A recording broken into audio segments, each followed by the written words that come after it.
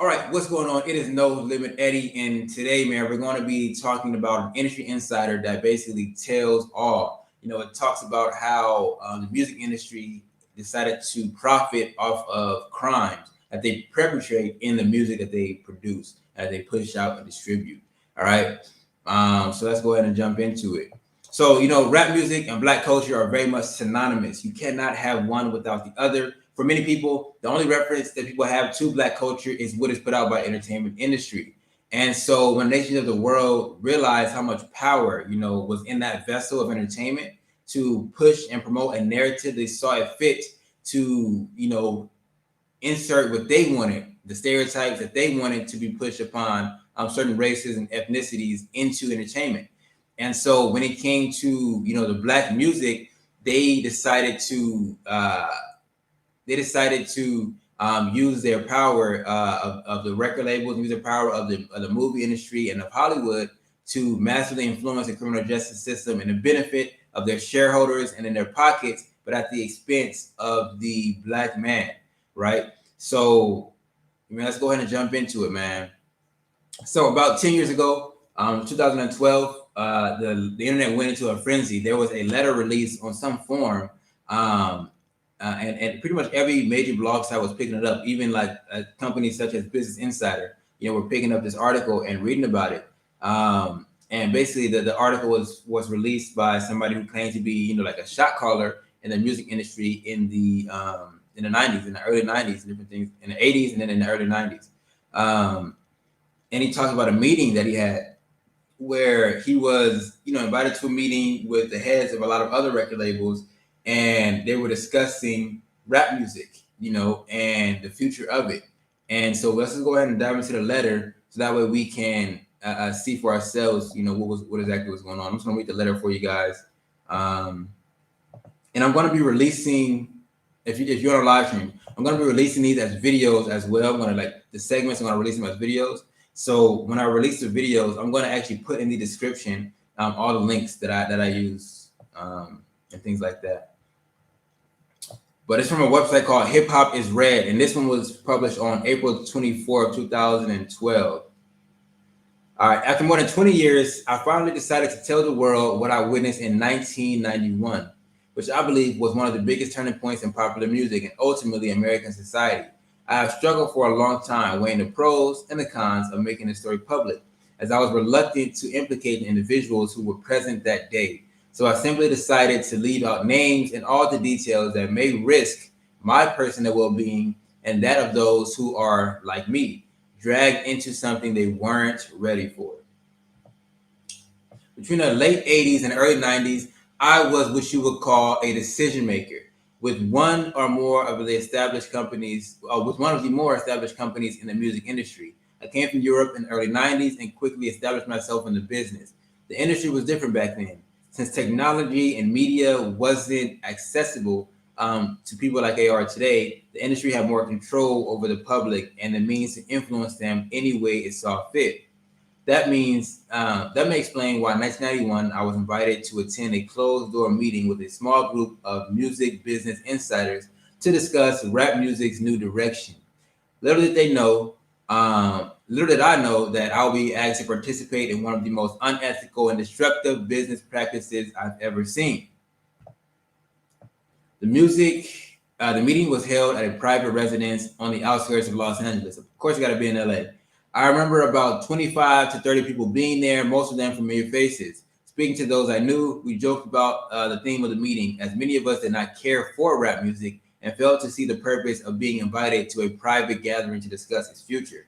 Among the attendees was a small group of unfamiliar faces who stayed to themselves and made no attempt to socialize beyond their circle. Based on their behavior and formal appearance, they didn't seem to be a part of our industry. Our casual chatter was interrupted, and we were asked to sign confidentiality agreements preventing us from publicly discussing the information presented during the meetings. Needless to say, this intrigued and in some cases disturbed many of us. The agreement was only a page long, but it was very clear on the matter and the consequences, which stated that violating the terms will result in job termination. When we asked, several people in the meeting asked, what was the reason for such secrecy, but couldn't find any answer. A few people refused to sign and walked out. No one stopped them. I was tempted to follow, but curiosity got the best of me. A man who was part of an unfamiliar group collected the agreements from us. So I guess that group that was, sitting off to themselves and everything like that, went ahead and collected those agreements. Quickly after the meeting began, one of my industry colleagues, who shall remain nameless like everyone else, thanked us for attending. He then gave the floor to a man who introduced himself by his first name and gave no further details about his personal background. I think he was the owner in the residence, but it was never confirmed. He briefly praised all of us for the success we had achieved in our industry and congratulated us for being selected as part of a small group of decision makers. At this point, I began to feel slightly uncomfortable at the strangeness of this gathering. The subject matter quickly changed as the speaker went on to tell us that the respective companies we represented had invested in a very profitable industry, which could become even more rewarding with our active involvement. He explained that the companies we worked for had invested millions into building privately owned prisons and that our positions of influence in the music industry would actually impact the profitability of these investments. I remember many of us in the group immediately looking at each other in confusion. At the time, I didn't know what a private prison was, but I wasn't the only one. Sure that these private prisons were built privately owned companies who received funding from the government based on a number of inmates. The more inmates, the more money the government will pay these prisons. It was also made clear to us that since these prisons are privately owned and they became publicly traded, we'd be able to buy shares. Most of us were taken back by this again. A couple of people asked, what does this have to do with us? At this point, my industry colleagues who had first opened up the meeting took the floor again and answered our questions. He told us that since our employees had become silent investors in the prison industry, it was now in their interest to make sure that the prisons remain filled. Our job will be to help this by marketing music which promotes crime, criminal behavior, rap music being the vessel of choice. He assured us that there would be a great situation for us because rap music was becoming an increasingly profitable market for our company. And as an employee, we will be able to buy personal stocks in these prisons. Immediately, silence came over the room. You could hear a pin drop. I remember looking around to make sure I wasn't dreaming and saw half the people with their jaws dropped. My daze was interrupted when someone shouted, "Is this a blinking joke?" At this point, things became chaotic. Two other men who were part of the unfamiliar group grabbed the man who shouted and attempted to remove him from the house. A few of us, myself included, tried to intervene and one of them pulled a gun and we all backed off. They separated us from the crowd and all four of us were escorted out. My industry colleague who had opened the meeting earlier quickly hurried out to meet us and reminded us that we had signed an agreement and we would suffer the consequence of speaking about this publicly, or even with those who attended the meeting. I asked him why he was involved with something this corrupt, and he replied, it was bigger than the music business and nothing we want to challenge without risking consequence. We all protested as we walked back. We all protested, and as he walked back in the house, I remember the word for word, the last thing he said, "It's out of our hands now. Remember, you signed an agreement." He then closed the door behind him. The men rushed us to our cars and actually watched us until we drove off. So we're going to skip this other little paragraph so that way we can kind of get to the meat and potatoes of it. After the months passed, rap music had definitely changed directions. I was never a fan of it, but I could tell the difference. Rap acts that talked about politics or harmless fun were quickly fading away. I suspect the ideas presented that day had been successfully implemented. It was as if an order had been given to all major labels. The music was climbing the charts, and most companies were more than happy to capitalize on it. Each one was chumming out their own gangster rap acts on an assembly line. Everyone bought into it, consumers included. Violence and drugs use became a central theme in rap music. I spoke to a few of my peers in the industry and to get their opinion on a new trend, but it was told repeatedly that it's all about supply and demand. Sadly, many of them even expressed the music reinforced their prejudices of minorities. I officially quit the music business in 1993, but my heart had left months before. I broke ties with the majority of my peers and removed myself from this thing I had once loved. I took time off, returned to Europe for a few years, settled out of state, and lived a quiet life away from the world of entertainment. Um, he goes on to talk about after the years passed, but things went ahead and made a dramatic change. So we are going to go ahead and jump into my thoughts on this in this subject matter personally. Now, the man didn't leave anything in the letter that he wrote that can be personally attributed back to him. He didn't leave like a name or the company that he worked for, and therefore there's no way of verifying him to be a true music industry insider. However, I do live by the adage, where there's smoke, there's fire. And the fact that this came out and it could have just been dormant on the internet. People post a lot of things and do nothing on the internet, but this went super viral at the time. There's a whole lot of blogs and a whole lot of news articles and a whole lot of things like that popped up and spurred out as a result of him producing this content. And I believe that was because there's some truth in this matter. I do believe there was a meeting to discuss it because it just makes sense. It just makes sense for, hey, Oreo, it just makes sense for that to be the case.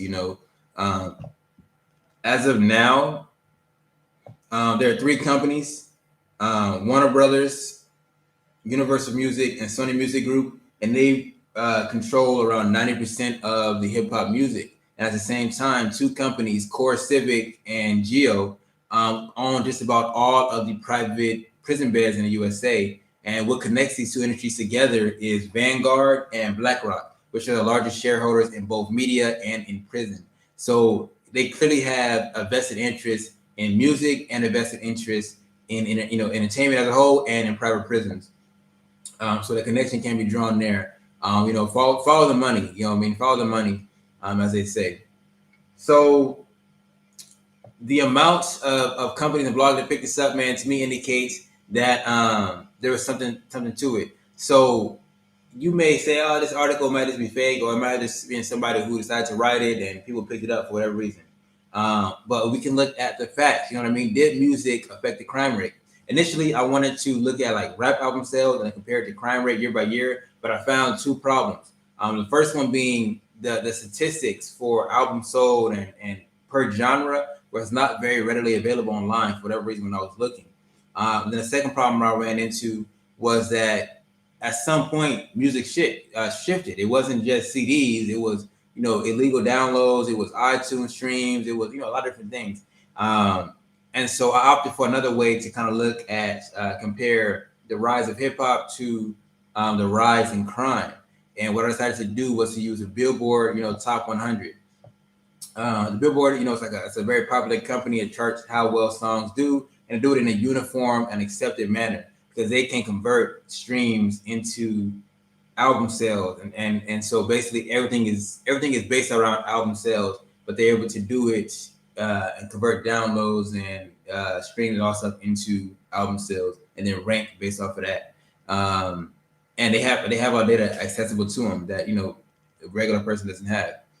So so that was my method. So I decided to look at like the Billboard Top 100s from the 80s all the way to the 90s and kind of look at the songs that were able to trend number one and different things like that. And that should give you a general impression of the zeitgeist, the overall aura of that year, when it came to music. And then compare the acts that were being talked about in the music to the crime rate. So if we start looking basically in 1989, one of the songs that was very popular and actually I think was a Billboard number one was a song called Self-Destruction by the Stop the Violence movement. Now this Stop the Violence movement only produced one song and it was the Self-Destruction song, and it was charted on billboards and did very well. And the song actually raised $100,000 in 1989. So that's when money had a lot more value to it than it does now. But they raised $100,000 in 1989 and then donated all that money to the National Urban League. And so, as you can tell already, it was a charitable act. It was a song about promoting positivity. You know what I mean? So, a couple of lyrics from that song. It really ain't the rap audience that's bugging. It's one or two suckers, ignorant brothers trying to rob and steal from one another. These are lyrics from the song, right? Back in the 60s, our brothers and sisters were hanged. How could we gang bang? I never ever ran from the Ku Klux Klan, and I shouldn't have to run from a black man. So these were the type of lyrics that they were talking about. These were political statements. These were discouraging, saying people don't be killing each other, don't be doing all this gang banging and negative activity. You know, let's actually stop this because we're heading for self-destruction with this. We are poisoning each other with drugs. We're poisoning each other with violence, things like that. We need to turn back to a more positive mindset, a more positive time. And this was a song that came out in 1989 and did numbers on billboards. And it ended up raising $100,000. Now, you can just imagine within your head, if rappers today came together to make a song about stopping violence, that song will be laughed at. That song will completely be laughed at because of the people who we have in the music industry now. You know what I mean? And to think about doing a song that did not promote violence, that was for a good cause, it's no way that in 2021 it would do numbers and reach Billboard levels. Just based off of the fact that the music industry today promotes, you know, homosexuality, it promotes gang banging, it promotes murder, drug use, prostitution, things like that. So, you know, there's no people in the industry that we can look at respectfully, for the most part, that can produce a song about positivity and about change that we would listen to and respect. And definitely, if they did produce it, it would fall flat on its face because the spirit of the people is very wicked, you know, nowadays. But the per capita crime rate was 274 people in jail per 100,000 citizens. And that was in 1989. So in April of 1990, a song was released called Murder Rap. And the song begins to normalize, you know, going to court and murdering people of color and different things like that, and how to commit crimes. They started to tell people how to commit crimes. You know, some lyrics from that song was your fingerprints ain't nothing without the murder weapon. Keep stepping. Homicide tried to sweat, but we let him have it. These are lyrics from the song. It's called Murder Rap, and I think it was by like a lot of people that was from NWA and things like that. And then another line from that song, because I'm taking out posses, causing bodily harm, making moves to improve as I begin to brainstorm. I'm not inferior, not taking no crap. Last sucker tried to diss me, Cole got his neck snapped. So again, he's talking about murder weapons, and if you can have your fingerprints, but they don't have a weapon, you're good to go. Like, he's telling people how to commit crimes. He's normalizing the commission of crimes. He's talking about he's taking out posses, which is, you know, promoting gang culture. He's causing bodily harm. You know, he's snapping people's neck. You know, it's about a year later, things start to go down here quite a bit. And so basically around that year of 1990, the incarceration rate was 293 per 100,000. So of course, an increase from 1989. But one interesting thing to note was that in 1990, California was noted, you know, to be one of the home of gangster raps. It was NWA, it was Eazy-E, it was Ice-T, it was Snoop, it was basically a lot of Tupac. A lot of the gangster rap came from California. But the interesting thing was California held 1 in 8 prisoners nationwide. So it had the biggest increase in prisoners, the biggest population of prisoners, and it was holding 1 out of 8 prisoners nationwide. And it was also the home of gangster rap, right? And as of today, so again, let's say in 1989, when that song about National Urban League came out, the per capita imprisonment rate was 274 per 100,000. As of today, that rate is around closer to 700 per 100,000. And hip hop is also the #1 genre in the United States. Now, the number of prisoners held in private facilities actually jumped by 1,600% since 1990.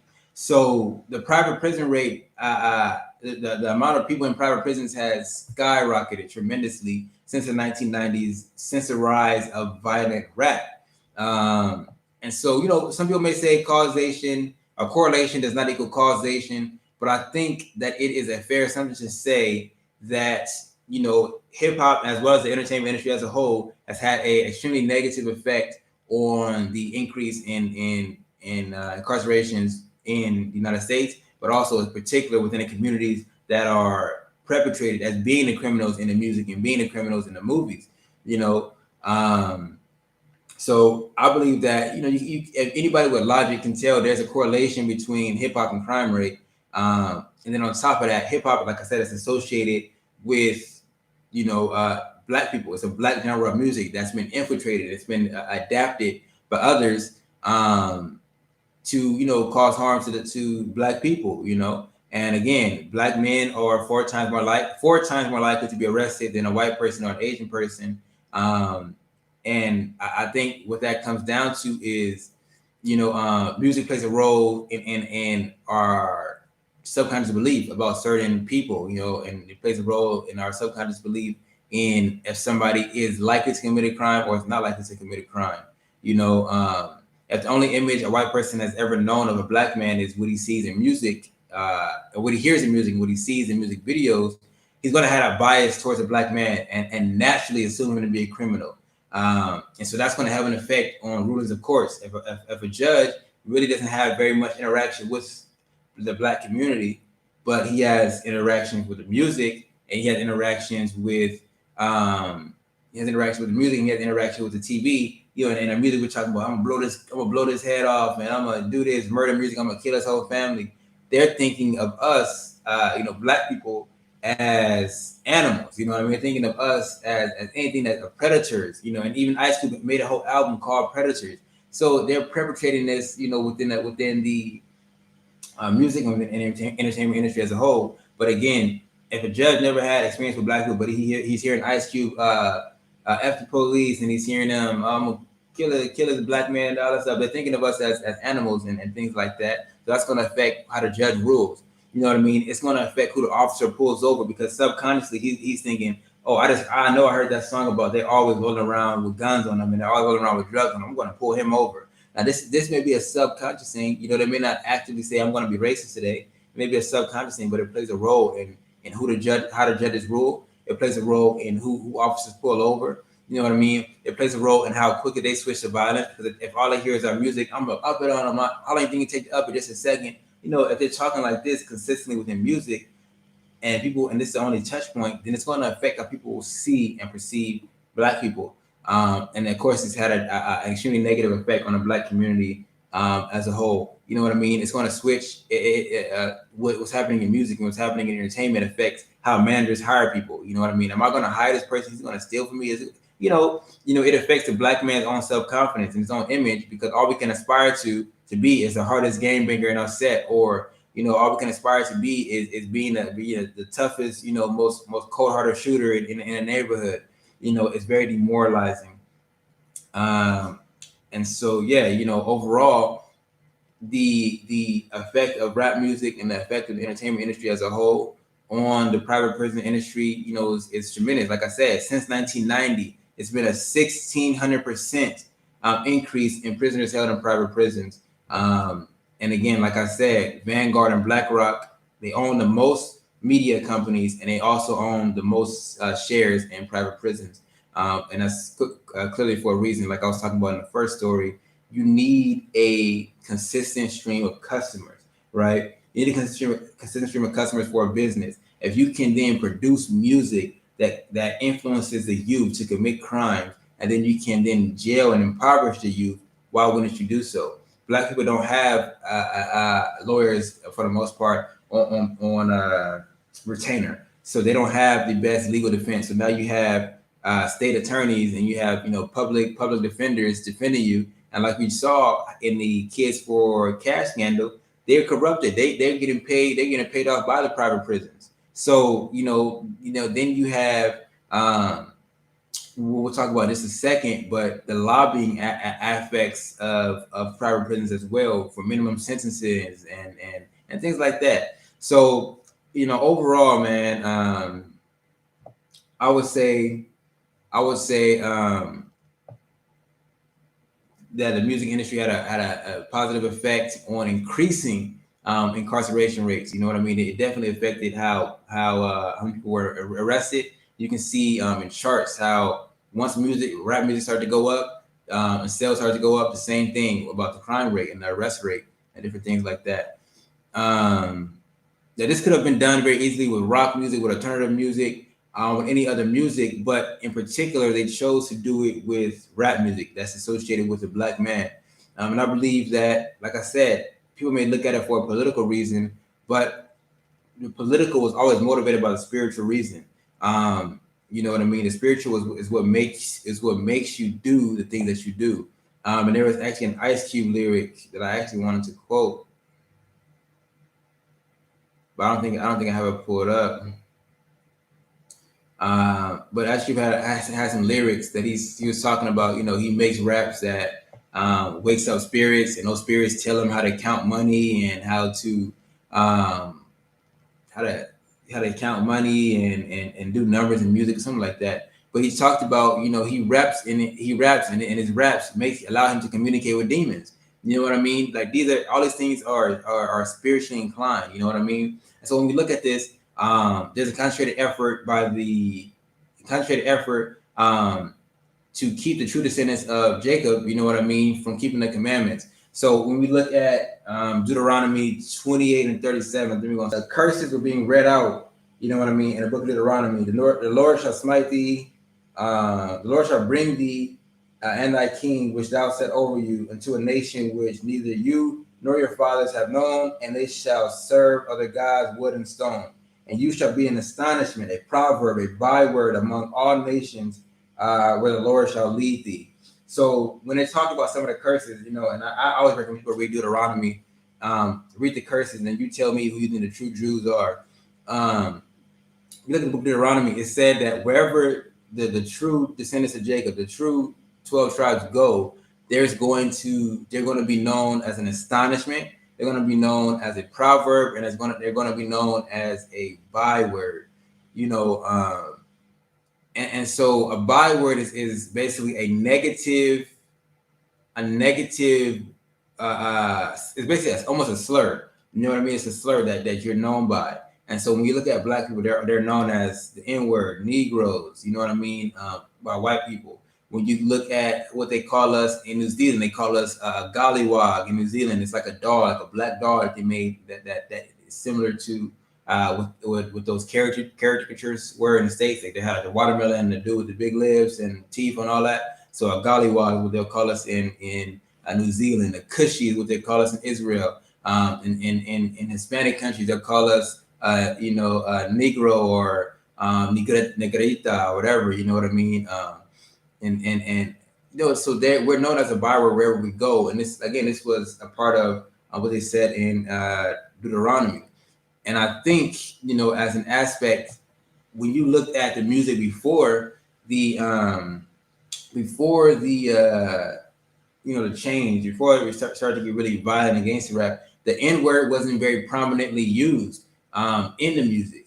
You know, it wasn't very prominently used within the music, but through the music industry, you know, they propagated the use of that word and associated it with us tremendously. And that word is universally renowned. No matter what country you go to, that N-word is associated with us. Even when I was in Tanzania, you know what I mean, thousands of miles away from California, from Los Angeles, people were still using that word. Locals were using that word and thinking that was a good thing.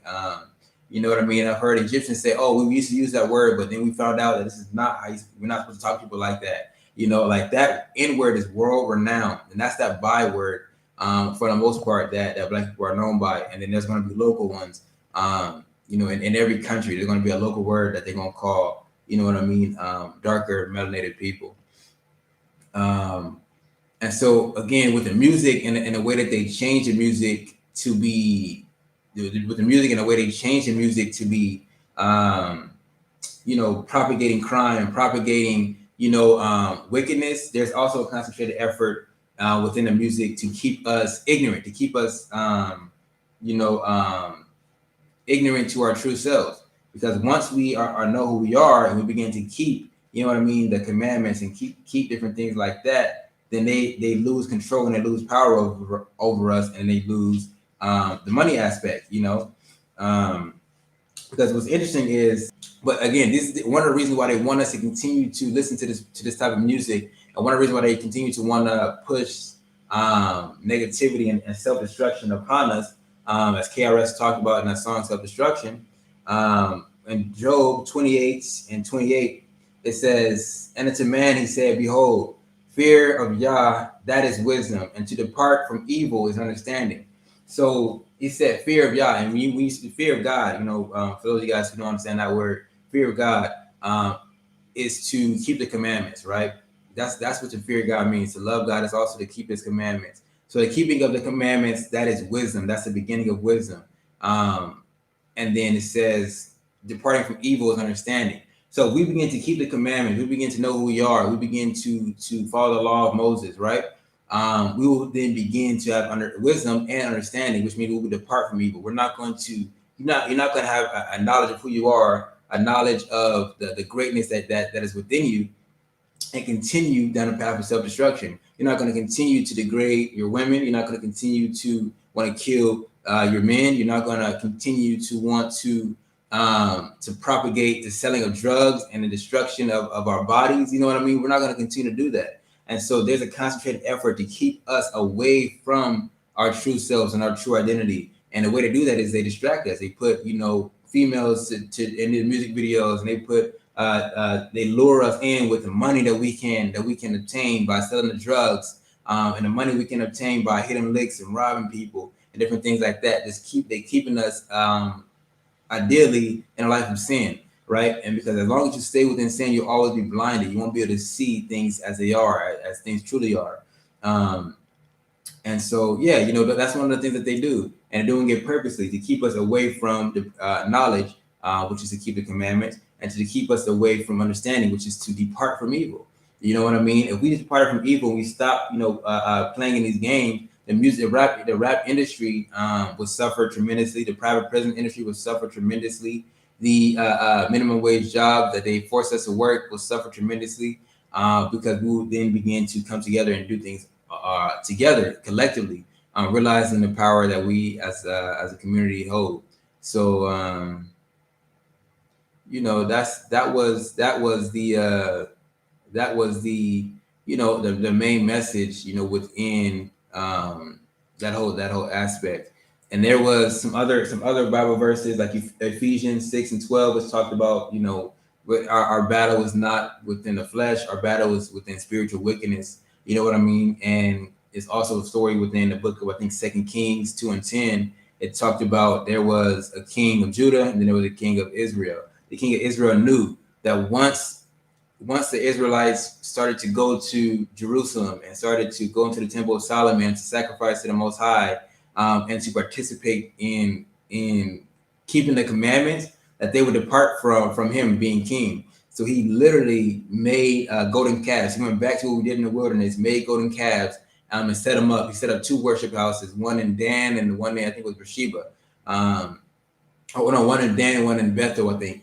And he set up those altars to a whole nother god. You know what I mean? He said, don't, going to Jerusalem is too far, it's this and this, just, worship here. So he made us to worship, another god. And so we were in sin, and with us being in sin again, now we are out of wisdom. We are out of the law. So we no longer have the wisdom to see what we need to see, and therefore we cannot depart from evil. So he himself knew that if they went to Jerusalem and started to pray and started to do things like that, they would go to, they would want to join forces with Judah, you know what I mean? Join forces with the seed of David, and have, the son of David be the king, be king over them. But, to stop that, to be able to hold on to his power, he made them to purposely sin. And so again, stories just repeat themselves again and again and again. And so that's one of the big goals of the music industry. But those are the 2 stories that I wanted to go ahead and share.